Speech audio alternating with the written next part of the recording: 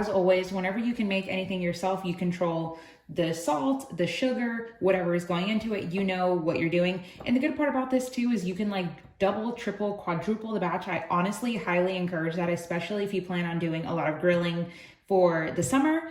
This is gonna be a super, pretty much like all-purpose barbecue seasoning. I like to do it in a little container.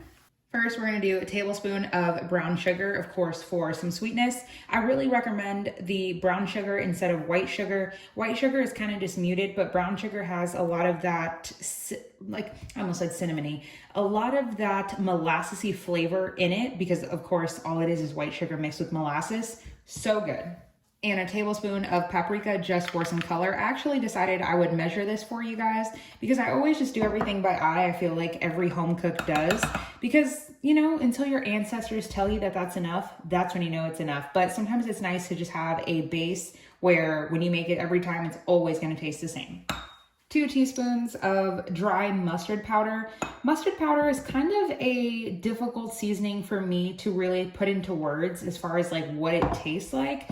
It gives you the mustardness, but without the like wetness, I guess, essentially. It smells like mustard, but like not as vinegary. I would say it tastes like mustard without the vinegar.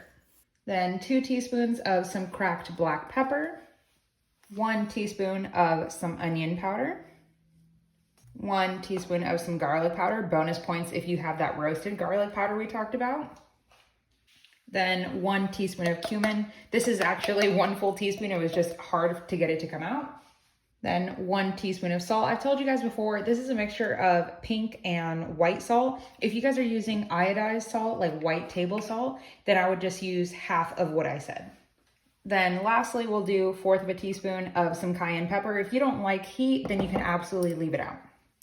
And this is it. This is your barbecue seasoning right here. This is that container that you're paying $3, $4, $5, $6 for in the grocery store of barbecue seasoning. And this way you can really control everything. A lot of barbecue seasonings to me always have either one or the other of way too much salt or way too much sugar. And if you wanted to leave the salt out on this and you wanted to add it, you know, according to whatever you're making, feel free to do that.